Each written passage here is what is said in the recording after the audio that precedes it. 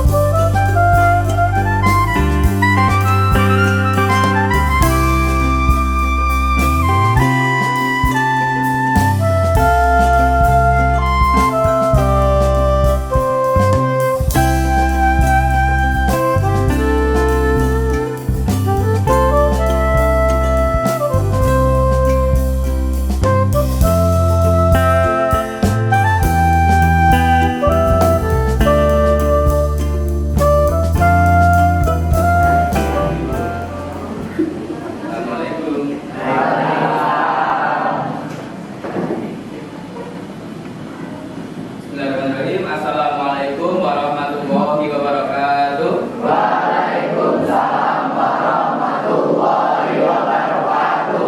Bismillahirrahmanirrahim. Alhamdulillahirabbil alamin wa bihi nasta'inu ala umuri dunya waddin. Wassalatu wassalamu ala rabbil anbiya'i wal mursalin wa ala alihi wa sahbihi ajmain. Rabbi shrah li sadri wa yassir li amri wa hlul 'uqdatam min lisani yafqahu qawli. Amma ba'du. Bagaimana kabarnya anak hari ini? Alhamdulillah ya. Baik, sebelum kita masuk ke pembelajaran, kita berdoa terlebih dahulu ya. Silakan Mas Adib pimpin doa. Manusia berat, doa mulai. A'udzubillahi minasyaitonir rajim. Bismillahirrahmanirrahim.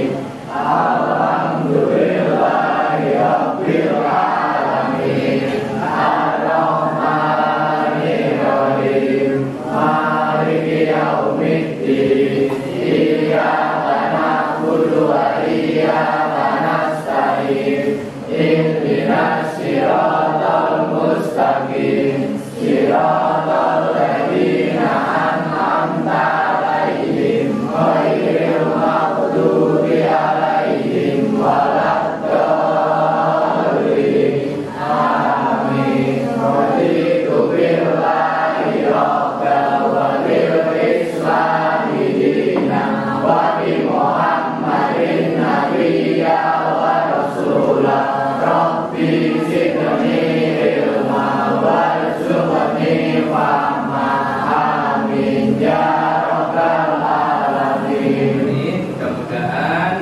kegiatan KBM kita pada pagi hari ini dengan lancar ya. Baik, sebagai kegiatan kita untuk senantiasa beriman dan berdoa kepada Allah SWT, mari kita biasakan diri untuk membaca Asmaul Husna. Baik, pada Mbak Muna, silakan dipimpin. Teman-teman, kita saatnya membaca Asmaul Husna. Bismillahirrahmanirrahim. Bismillahirrahmanirrahim. Walhamdulillahirrabbilalamin.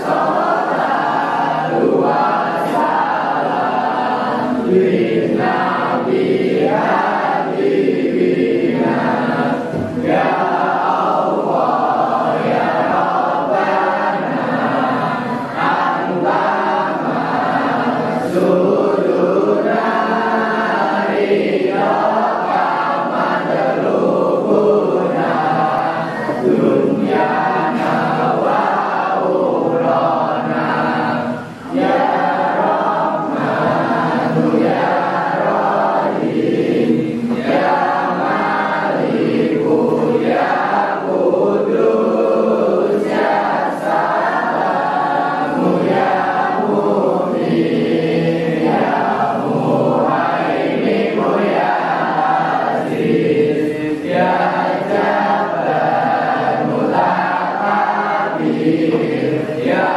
Maliku ya Bari ya Musawwir ya Ghaffar ya Qahhar ya Wahhab ya Razzaq ya Fattah ya Alimu ya Khabir ya Basiru ya Hafiz ya Rafi'u ya Mu'in. Sholli wa sallim ala Toha khairi rahman wa alihi wa sahbihi ila akhiri zaman ila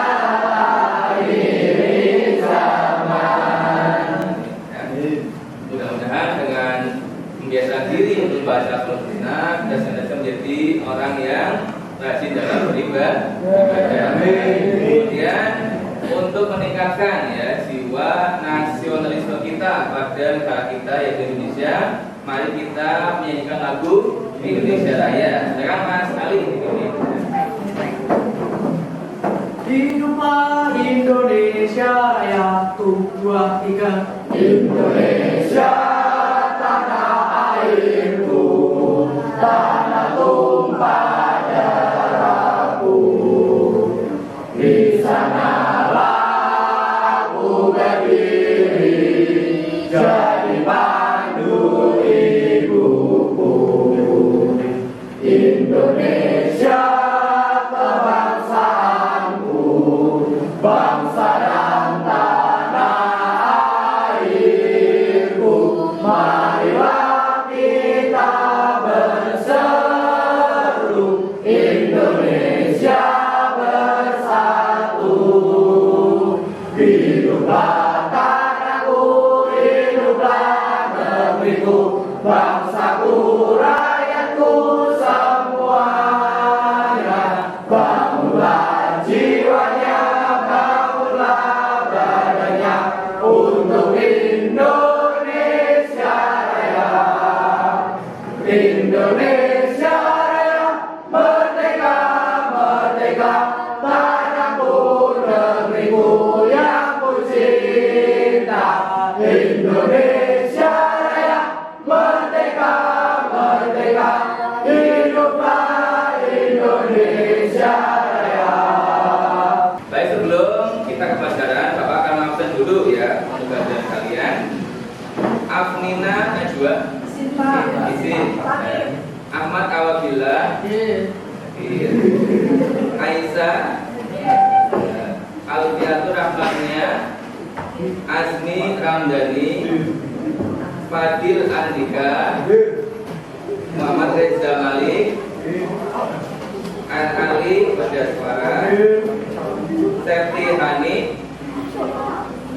Salah Sultan. Ya, sudah ya. Apa? Saya badan kalian hanya satu ya yang izin ya karena sakit ya. Yang mudah-mudahan teman kalian yang sakit segera sembuh ya. Baik, untuk pertemuan yang minggu lalu kita sudah bahas tentang apa anak? Tentang perilaku ihsan. Ada yang masih ingat apa itu ihsan? Ya, silakan. Ihsan adalah berbuat baik kepada siapapun dan dimanapun. Ya, ihsan adalah berbuat baik pada siapapun dan dimanapun. Terima kasih ya Mas A. Ya. Kemudian bagaimana sih cara kita berperilaku ihsan dalam ibadah? Ada yang masih ingat? Ya, sudah ada. Beribadahlah seakan-akan kamu melihat Allah, atau jika tidak, beribadahlah seakan-akan kamu diawasi oleh Allah. Ya, terima kasih ya Mbak Aisyah ya. Betul ya. Jadi cara kita beribadah ya dalam apa? Untuk meningkatkan bagaimana rasa ihsan kita pada Allah adalah tadi kita ibadah seakan-akan kita melihat Allah ya, atau kalau tidak bisa seperti itu maka ibadahlah seperti seakan-akan kita diawasi oleh Allah Subhanahu wa taala. Ibadah itu ada CCTV ya yang menyaksikan kita dalam beribadah. Itu pasti kita akan termotivasi, akan semangat dalam beribadah. Kemudian apa saja yang hikmah kita berlaku ihsan dalam kehidupan sehari-hari? Siapa? Masih ingat? Iya, silakan Mas Zaki. Mendapatkan balasan berupa pahala dari Allah SWT dan mendapatkan rahmat dari Allah SWT. Ya, yang mendapatkan balasan dari Allah, mendapat rahmat dari Allah Subhanahu wa taala. Yang mudah-mudahan kita semua yang bisa apa berlaku ihsan baik kepada Allah, kemudian bersama manusia, ya, hewan, tumbuhan, ya, dan alam sekitar kita, ya. Ini kan. Baik ya, untuk pagi hari ini kita akan belajar tentang ini ya, tentang materi adalah indahnya membangun mahligai rumah tangga atau pernikahan di dalam Islam ya. Baik ya, sebelum kita membahas lebih dalam materi ini ya, Bapak akan memberikan soal kuis dulu ya, atau pretest sebelum kita membahas materi yang akan kita pelajari. Silakan kalian buka HP-nya, itu sudah Bapak kirimkan ya di grup WA kelas 12 MIPA 4 ya. Silakan kalian buka kuisnya, itu sebagai pretest sebelum kita mempelajari materi. Silakan dibuka dulu ya.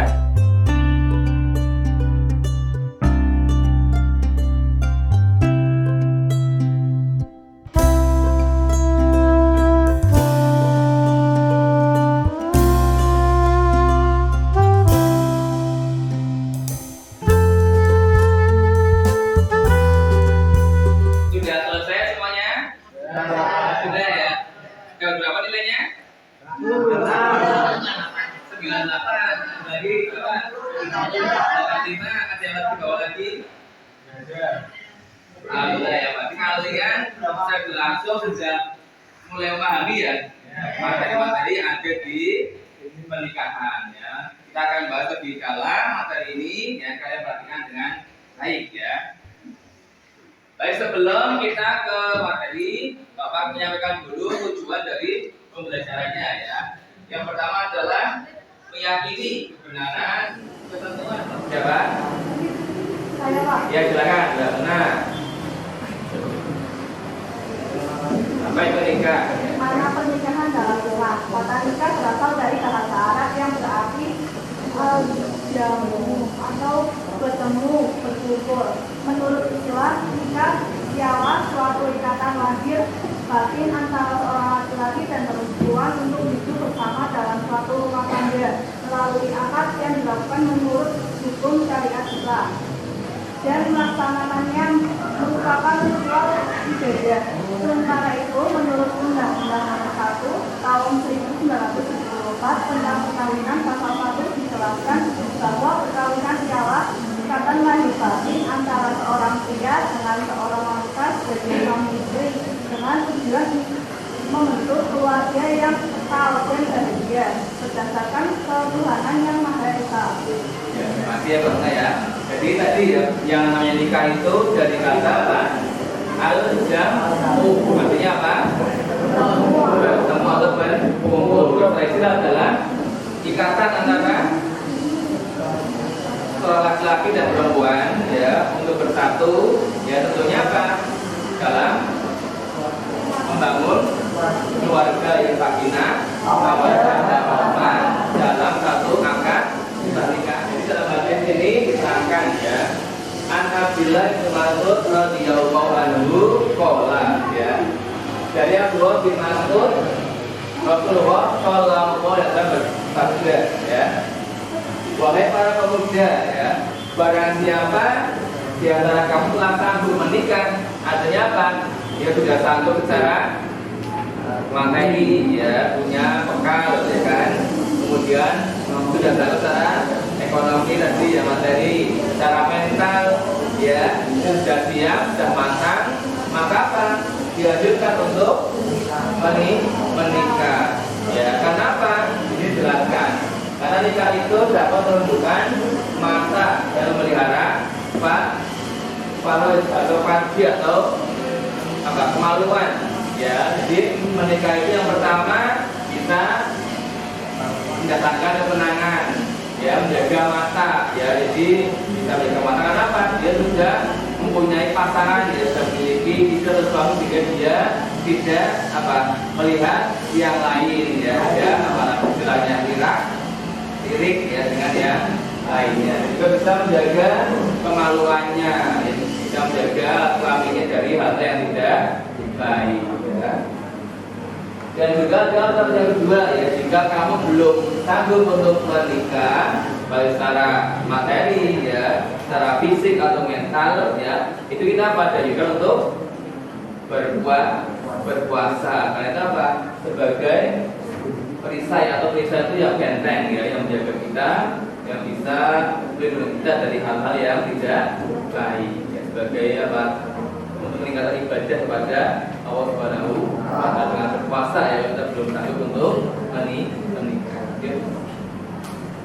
Nah kemudian di sini ada halnya lagi ya, itu ada kriteria ya dalam kita memilih apa pasangan hidup kita. Ada 4. Yang pertama apa? Karena ya. Jadi ini ada hadisnya ya, Nabi Hurairah radhiyallahu anhu an Nabi sallallahu alaihi wasallam qala tungkabul mar'ati apa? Alat biha ya. 5 liha yang pertama ya. Kemudian wali jama liha ya, wali diniha ya. Kemudian fatfar bidatin dini tarobat yada ya. Jadi dari Abu Hurairah radhiyallahu anhu dan Nabi Muhammad sallallahu alaihi wasallam beliau bersabda, wanita dinikahi karena 4 hal ya. Kita milih dari keempat ini mana yang paling kita utamakan? Agamanya ya. Insya Allah kalau kita pilih karena agamanya itu ya kita hidupnya tenang ya, mungkin insya Allah penuh dengan keberkahan. Kalau harta mungkin tidak bisa abadi ya pernikahannya. Karena apa? Kalau dia jatuh miskin dia akan bosan, jangan terjadi perceraian dan sebagainya. Kemudian juga karena keturunannya ya juga tidak bisa menjadi jaminan ya. Yang ketiga karena satunya ketampanan itu tidak juga abadi ya. Kalau sudah umurnya ya lanjut ya 50 ke atas mungkin itu bisa berubah. Nah, apakah dengan nanti berubahnya wajah ya bisa mengurangi cinta kita? Tentunya tidak ya, jangan sampai karena hal seperti itu nanti pernikahan itu akan rusak atau terjadinya sesuatu yang tidak diinginkan. Nah, kemudian di sini ada beberapa contoh hukum pernikahan ya. Yang pertama apa hukumnya? Apa? Jaiz. Jaiz itu apa? Boleh ya. Dan inilah yang menjadi dasar hukum nikah. Jadi yang namanya pernikahan itu hukum awalnya adalah jaiz atau boleh, tidak ada larangan ya, malah nanti ada wajib, ada haram, ya, ada di atas belakangnya. Yang kedua, hukumnya adalah wajib.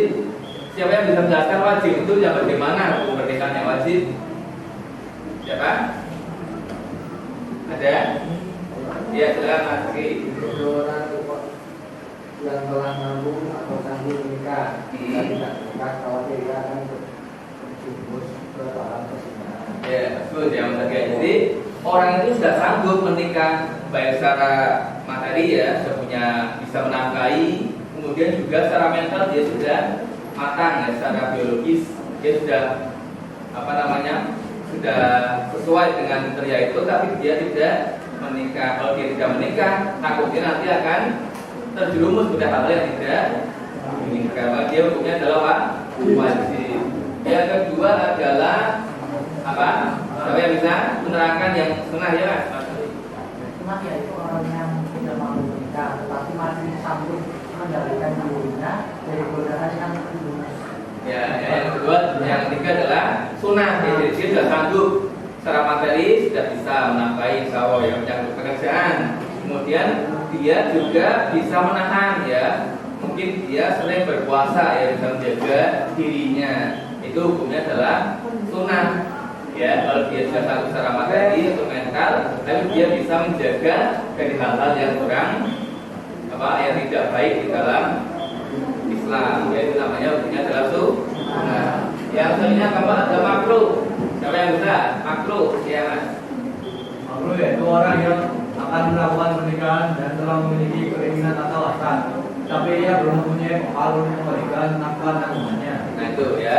Yang keempat adalah makruh ya. Dia sudah punya bekal ya, bekal secara apa?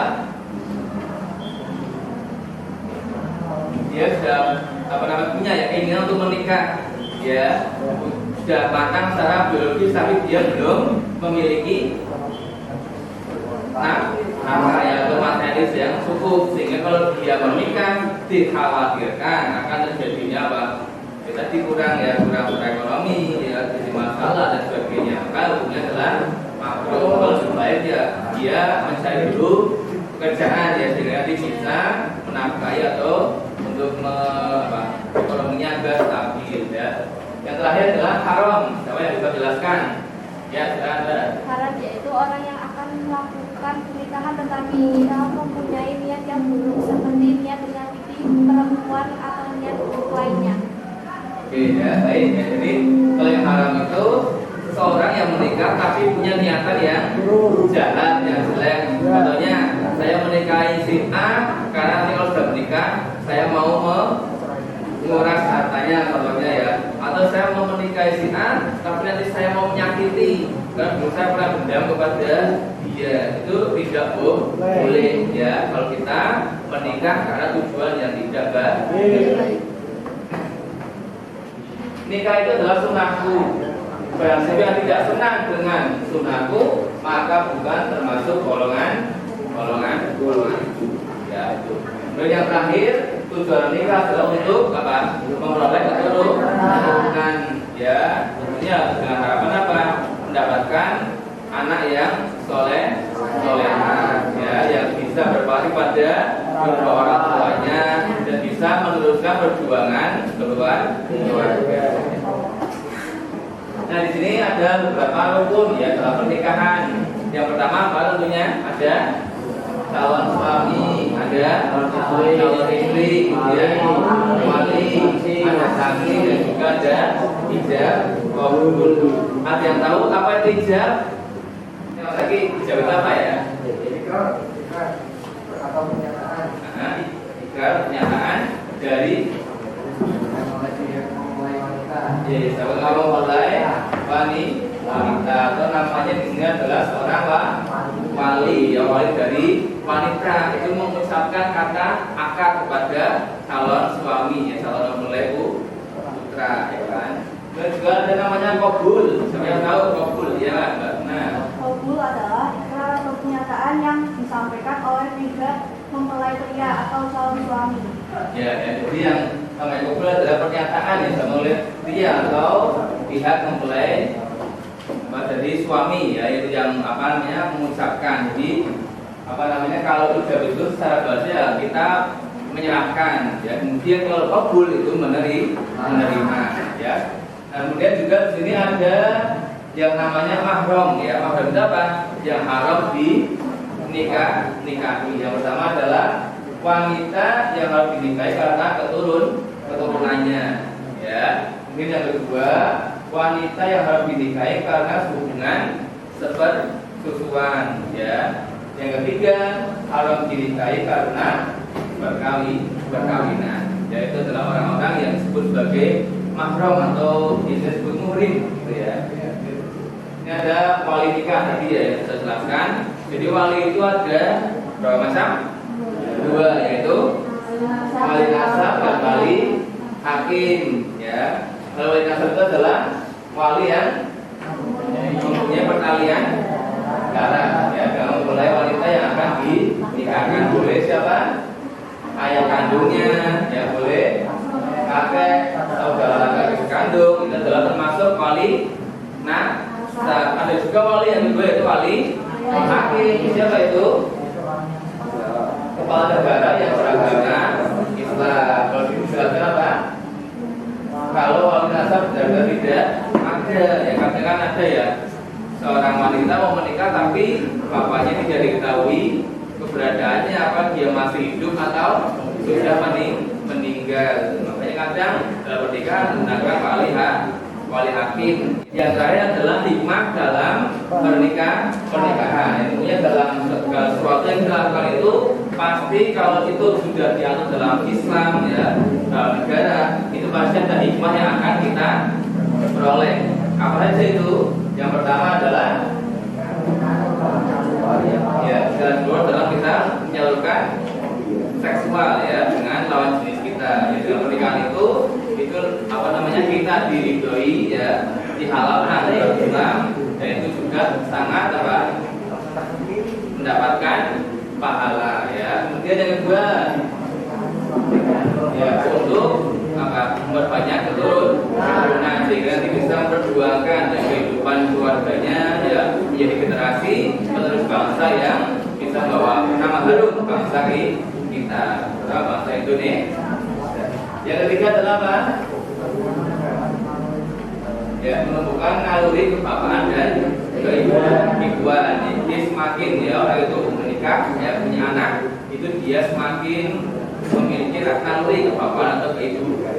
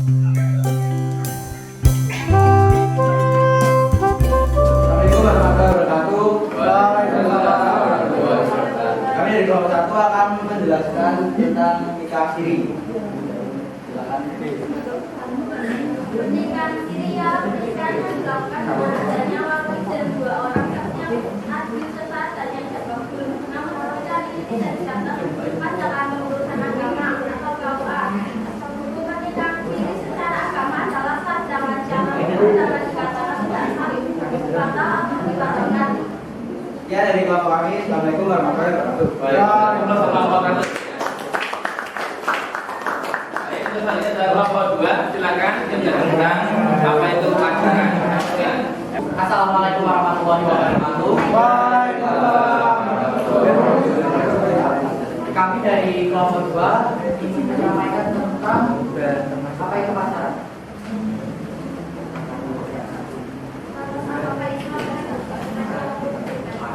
Bagaimana diketahui Nabi Muhammad SAW dari yang artinya tidak boleh antara laki-laki dan wanita dan suami disertai oleh ibunya, dan seorang wanita tidak boleh berpergian kecuali ditemani oleh tata cara di dalam Islam sendiri sebenarnya tidak benar karena Islam tidak pernah mengajarkan pacaran dan tidak ada ajaran pacaran Islam di dalam syariat.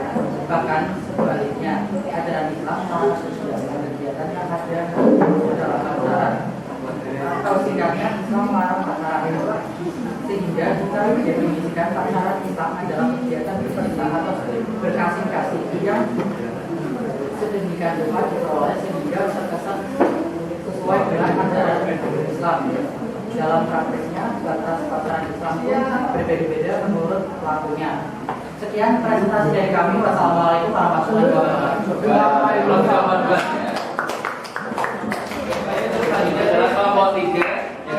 Kami dari kelompok 3 ingin menjelaskan hukum poligami.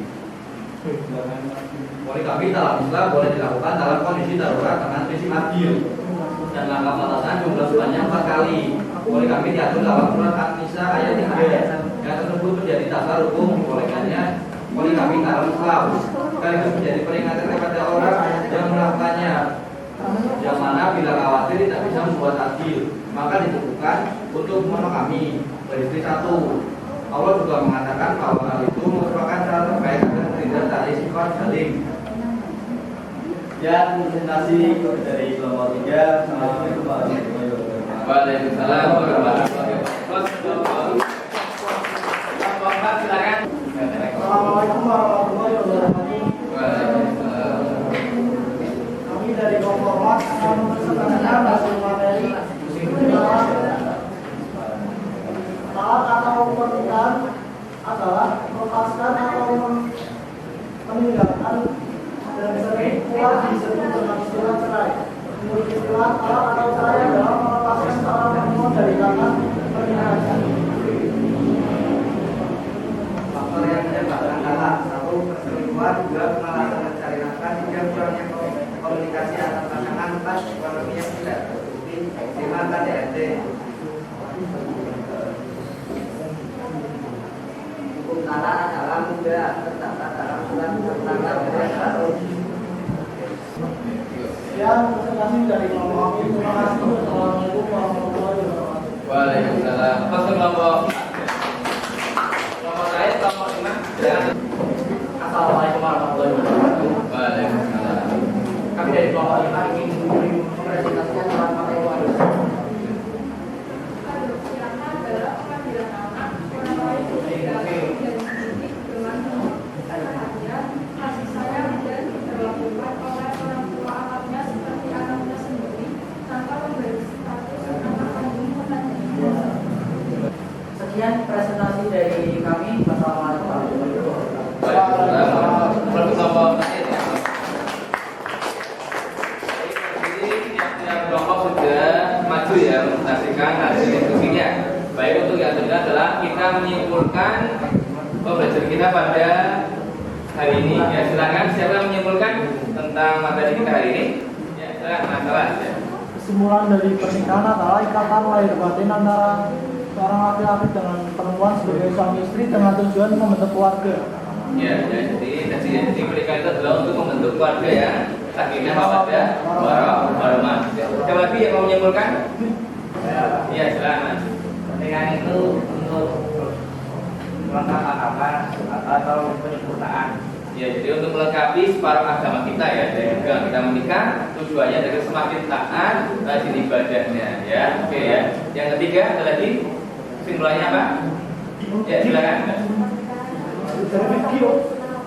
Ya, jadi pernikahan itu Muhammad Sunnah Rasul ya itu ya. Jadi yang namanya kita hidup ya berarti sudah mapan secara materi, secara batin, yang mental itu pasti orang ingin menikah. Dengan menikah tujuannya adalah bisa membentuk keluarga yang sakinah, mawaddah, warahmah. Itu adalah inti dari pembelajaran kita pada kesempatan hari ini ya. Untuk selanjutnya adalah Pak Guru sudah memberikan LKPD ya, sudah memberikan lembar kerja tugas yang sudah dibuat dalam Google Form ya. Nanti kita silakan kalian kerjakan di rumah ya, dikirimkan lewat Google Form ya. Untuk minggu depan insya Allah kita akan melanjutkan materi kita ya, yaitu tentang praktik akad nikah. Jadi bisa dengan baik, mudah-mudahan bisa dengan lancar ya. Mari kita tutup materi kita pada siang hari dengan bacaan doa kafaratul majlis bersama-sama. Bismillahirrahmanirrahim. Subhanakallahumma wa bihamdika asyhadu an la ilaha illa anta astaghfiruka wa atubu ilaik. Terima kasih, mudah-mudahan bermanfaat. Maaf. Wassalamualaikum warahmatullahi wabarakatuh.